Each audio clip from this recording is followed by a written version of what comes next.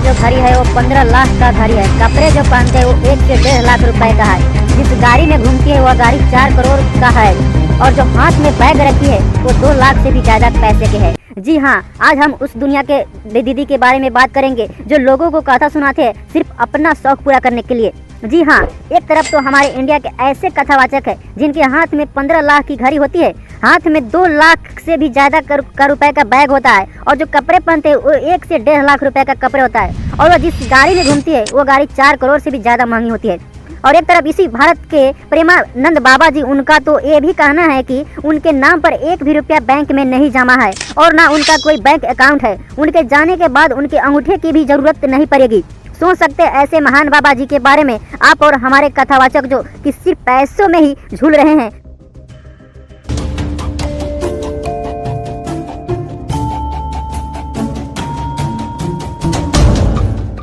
अपनी आइडियोलॉजी को लेकर इनमें इतनी ज्यादा कमिटमेंट भरी हुई है जितनी पूकी बाबा में साइंस भरी हुई है। बिस्कुट का मतलब क्या है? बिस्किट का मतलब क्या है? Whisky kit. विस मतलब जहर की किट मींस बिस्किट। बिस्कुट जिसमें बिस्कुट कूट के भरा हो वो बिस्कुट। आजकल हर बाबा या कथावाचक अपने आप को भगवान समझ रहे हैं। जरा इस लॉजिक को देखिए। आप बिस्किट यानी 20 को किट है, इसमें बिस्कुट का क्या मतलब होता है जिसमें कूट कूट कर 20 भरा हो? जरा बताइए, इन बातों में कोई लॉजिक है? बिस्कुट का क्या मतलब होता है? वही किट जिसमें 20 भरा हो। इसके अकॉर्डिंग तो आपको इस बाबा पर विश्वास भी नहीं करना चाहिए, क्योंकि विश्वास यानी कि 20 का वास हो रहा है, इसलिए आप विश्वास बिल्कुल मत कीजिए। बिस्लेरी यानी कि अगर आप पानी की बोतल खरीदते हैं तो आप पानी की बोतल में बिस्लेरी मतलब खरीदिए, क्योंकि बिस्लेरी यानी कि आप पानी की बोतल नहीं ले रहे हैं, 20 ले रहे हैं, 20 ले रही हैं, ना तो आप 20 ले रहे हैं। अरे यार, कोई लॉजिक है इन बातों में? वैसे तो मैं हजारों लॉजिक निकाल दूं यार। इस तरह के एक काम करो ना महाराज जी, साइंस के टीचर ही बन जाओ और पूरे साइंस के एल्गोरिदम को यही हैक कर लो। और ये सब तो कुछ भी नहीं है। आप अपने पापा को पापा भी नहीं बोल सकते। पापा का मतलब बताओ। पाप आ बराबर पापा, पाप आ पापा, पापा। तो ये तुम्हारा बाप है कि पाप है? क्योंकि अगर इनके अकॉर्डिंग देखा जाए तो पापा का मतलब होता है पाप। हाँ, ये सब तो फिर भी ठीक है यार। आप छोड़ो, आप अपने मम्मी को मम्मी भी नहीं बोल सकते, क्योंकि इस महाराज जी को तो मम्मी और मम्मी में फर्क ही नहीं पड़ता। ये तो मम्मी को मम्मी बना दे रहे हैं। नहीं, मम्मी का मतलब क्या हुआ? मम्मी होती है जो मुर्दे को तेल में डुबा के उस प्रोसेस को किया जाता है जिससे बॉडी खराब ना हो, उसे मम्मी कहते हैं। महाराज से जरा इंग्लिश को देखिए, आप अपने इंग्लिश पर जरा ध्यान दीजिए। मम्मी और मम्मी में फर्क होता है और वो मम्मी नहीं होता है, वो मम्मी होता है, ठीक है ना? तो हम लोग या तो माँ बोलते हैं या मम्मी बोलते हैं, मम्मी नहीं बोलते। उन्हें मतलब कि माइक मिल जाए तो हम कुछ भी बोल सक देंगे। वैसे तो हमारे हाथ भी माइक है, अगर चाहे हम भी कुछ बोल सकते हैं। क्या लॉजिक है इन बातों में? खैर, इस पापा इस साइड में रखते हैं। आज चलते हैं हम अपने दीदी की तरफ, यानी हमारे महान कथावाचक जया किशोरी दीदी की तरफ। जरा देखिए इस क्लिप को। मुझे फोन्स का बहुत शौक है। अच्छा। हाँ, एक ही ब्रांड का यूज करती हूँ। ऐसे मैंने और भी किए हैं, पर ज्यादा कंफर्टेबल मैं एप्पल के साथ ही रही हूँ। ओहो, तो दीदी को एप्पल से ज्यादा कंफर्टेबल लगता है, क्योंकि दीदी के पास बहुत सारे पैसे हैं ना, इसलिए एप्पल के साथ ज्यादा कंफर्टेबल लगता है। इन्हें अब सोच के देख कि उन गरीबों का क्या होगा जिनके पास एप्पल खरीदने के लिए पैसे ही नहीं है, तो वो चाह के भी कंफर्टेबल नहीं बन सकते हैं। मतलब जो नया निकलेगा मुझे चाहिए। तो मुझे एक की शौक बहुत ज्यादा है जो रेगुलरली जिसपे खर्चा होता है कि हर 1-1.5 साल में लेटेस्ट ना। एप्पल के साथ उन्हें तो वही ये 7,000 के या 6,000 का फोन भी कंफर्टेबल बना होगा, क्योंकि उससे ज्यादा तो वो सोचेंगे ही नहीं। पैसे ही नहीं है ना। अगर पैसे हो फिर भी तो आप हर जगह कंफर्टेबल हर साल एप्पल का फोन लेना, यानी कि 1 से 1.5 लाख रुपए का हर साल फोन लेना। अगर आप ही एक ही मिडिल क्लास फैमिली से बिलोंग करते हैं, जरा आप बताइए कि आप कौन से फोन के साथ कंफर्टेबल होंगे?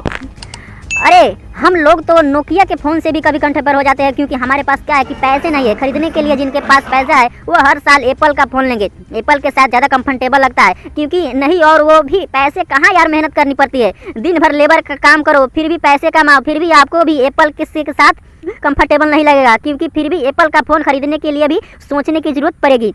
पैसे खर्च करना या करें हम मिडिल क्लास लोग, अगर 10,000 की भी कोई चीज़ खरीदते हैं तो ना तो 10 बार सोचते हैं कि उसकी रेटिंग कैसी होगी, क्या वो वाकई में अच्छा काम करेगा, या फिर लेने के बाद अगर खराब हो गया तो हम क्या करेंगे। के अलावा आप जया किशोरी की यह वाली वीडियो देखिए।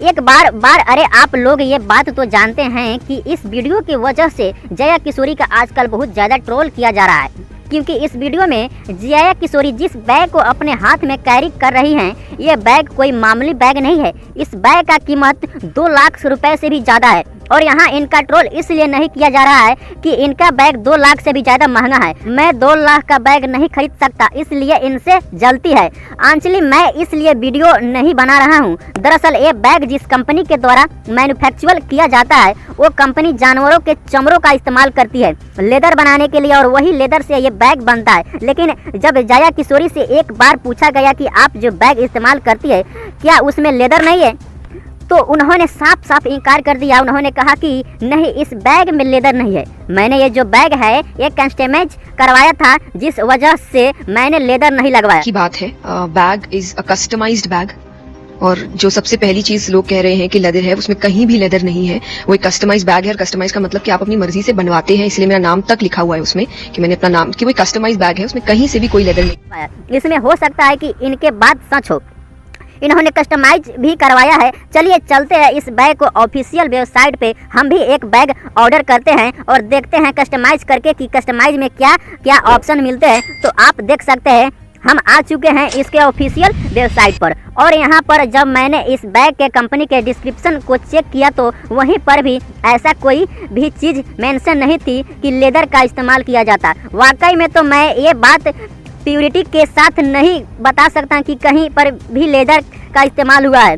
वाकई में दरअसल इसके अलावा मैंने जब एक और डिस्क्रिप्शन चेक किया तो यहाँ पर साफ साफ नज़र आ रहा है कि हाँ, इस बैग में लेदर का इस्तेमाल किया जाता है।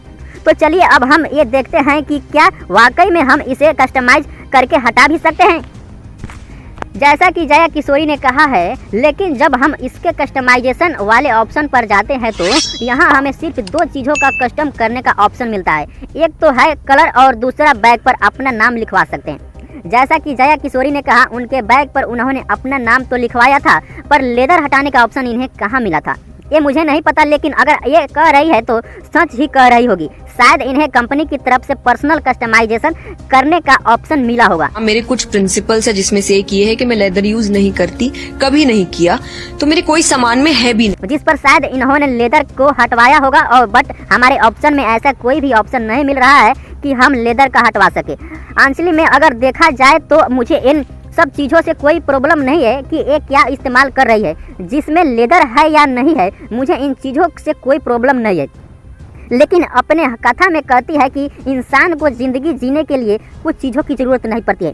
अगर आपके पास भगवान है, ये अगर आपने भगवान को मान लिया सच्चे दिल से, तो फिर आपको खुश रहने के लिए दूसरे किसी भी चीज़ों की ज़रूरत नहीं पड़ती। वरना पुराने टाइम में जहाँ साधु संत लोग थे, जंगल में तपस्या करके अपनी ज़िंदगी को गुजारा देते थे, ना ही किसी चीज़ की उम्मीद रखते थे और ना ही किसी चीज़ की इच्छा करते थे, फिर भी उनकी ज़िंदगी खुशी खुशी करते थे। क्यों है कि जंगलों में, पहाड़ों में तप करने वाले ऋषिगण बिना सांसारिक चीजों के भी खुश हैं। इंसानों को भी किसी चीज़ की ज़रूरत नहीं होनी चाहिए कि इंसान को खुश रहने के लिए सिर्फ भगवान का ध्यान करना चाहिए। तो जरा दीदी आप ये बताइए, क्या आप भगवान का ध्यान नहीं करती है या फिर ऐसे ही जाके कथा करती रहती है? जरा आप देखिए, अगर आपको जीने के लिए सिर्फ भगवान की ही ज़रूरत थी तो फिर इतने महंगी महंगी चीज़ों का इस्तेमाल क्यों करना ज़रूरी है?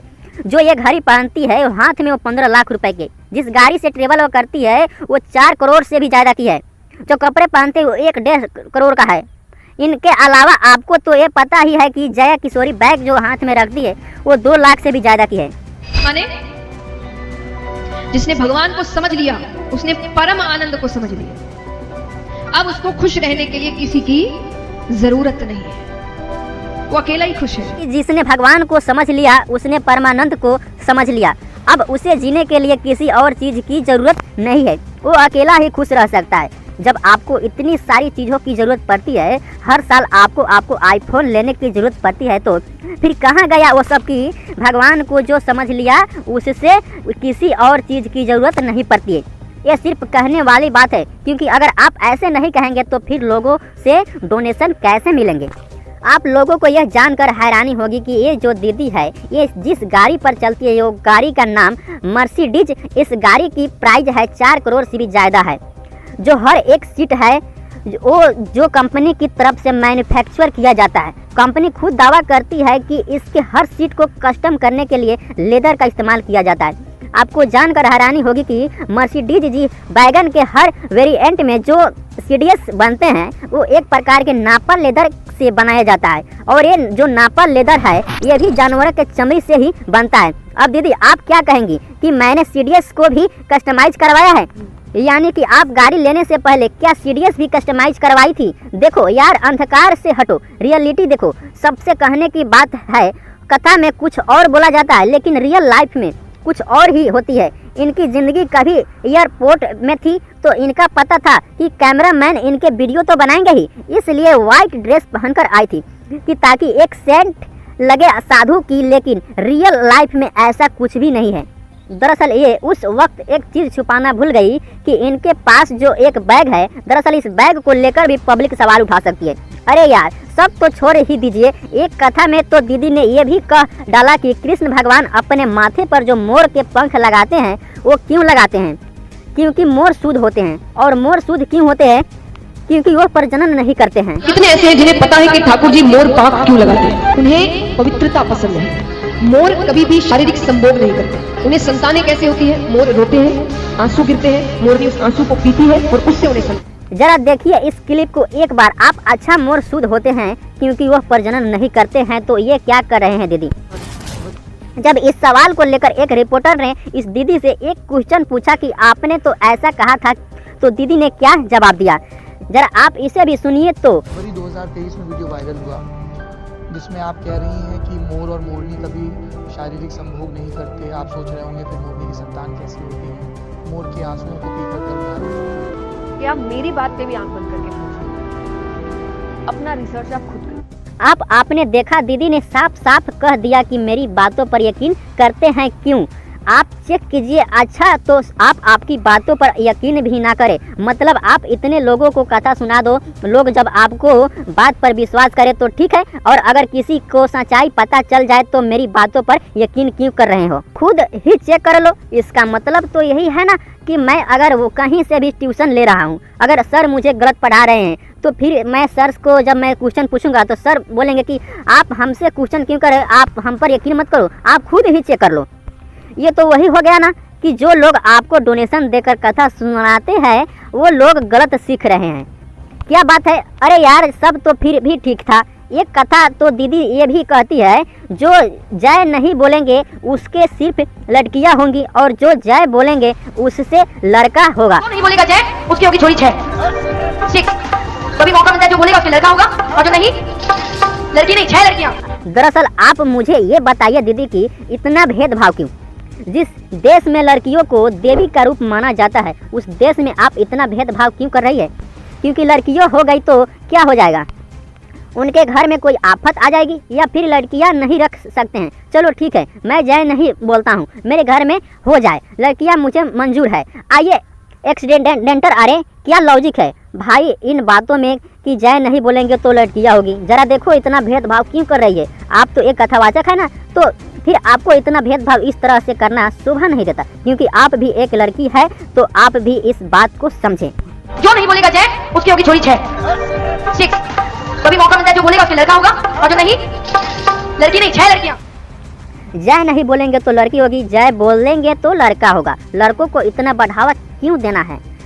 क्या लड़कियां नहीं चाहिए? लोगों को बताइए जरा, हर बात पे बहुत बड़ी कथावाचक है ना, तो फिर इस तरह की हैंड्स मत फैल आइए। फिर जैसे इंसान को लड़कियां ही चाहिए तो क्या अब मैं जय श्री राम भी ना बोलूं? जय श्री राम मैं बोलेंगे पर चाहिए मुझे वही जो आपने कहा है, नहीं हो सकता। क्या लॉजिक है दोस्त? इस वीडियो में मैंने आपको लेदर के बारे में बहुत सी बातें बताई, तो इस बीच में आपको एक और भी बात बता दूं कि हमारे हिंदू कल्चर में क्या होता है ना कि जो हमारे यहाँ जो मतलब कि फंक्शन जो मंदिरों में होता है, जब प्रोग्राम में कहीं होता है, तो उस वक्त जो ढोल की आवश्यकता होती है ना, वो भी जानवरों की चमड़ी से ही होती है। लेकिन और उस चीज़ को शुद्ध भी माना जाता है।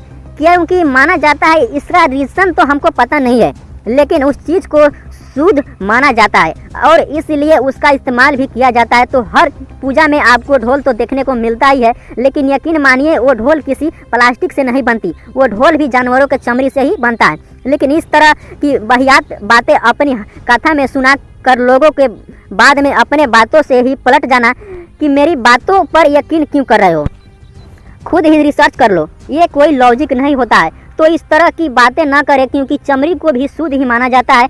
कहीं ना कहीं अब मुझे इसका लॉजिक नहीं पता कि ये क्या लॉजिक है।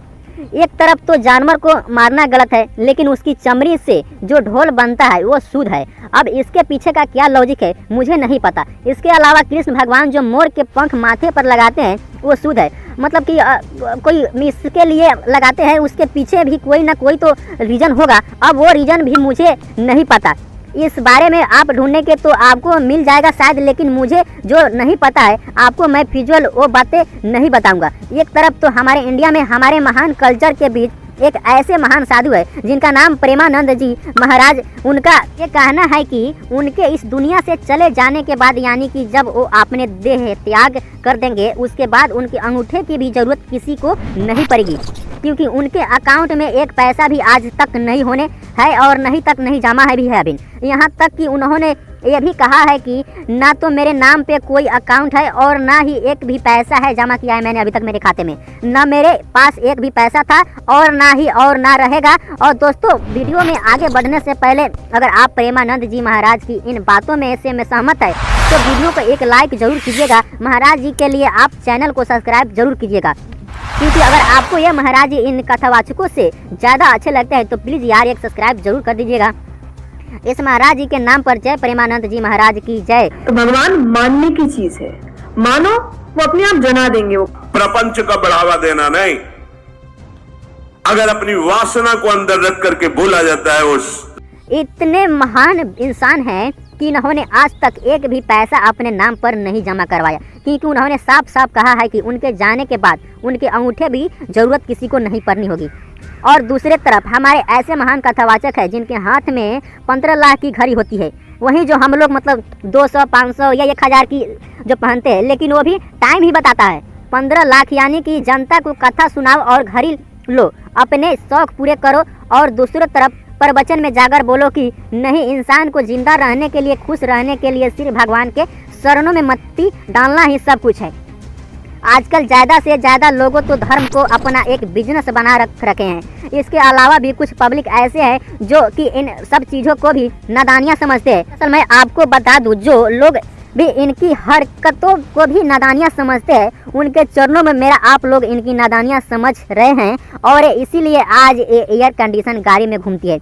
अगर आज ये कहीं काटा सुनाते जाएंगे तो उन्हें पंडाल के अंदर ऐसी चाहिए होता है, अगर गाड़ी में ट्रेवल करेंगे तो एयर कंडीशन कार चाहिए होती है। ये एक तरफ तो बात करते हैं वो पुराने साधु मुनियों के बारे में जो कि जंगल में तपस्या करते थे, जिनके पास ना तो एयर कंडीशन कार होती थी और ना ही पंडाल में उन्हें ऐसी की ज़रूरत पड़ती थी। यहाँ तक कि उन्हें तो पंडाल की ज़रूरत नहीं पड़ती थी। और एक तरफ ये ऐसी वाली पंडाल में अपनी कथा सुनाएंगे, लोगों को वही कथा सुनाएंगे, उन्हीं से पैसे लोग और फिर अपने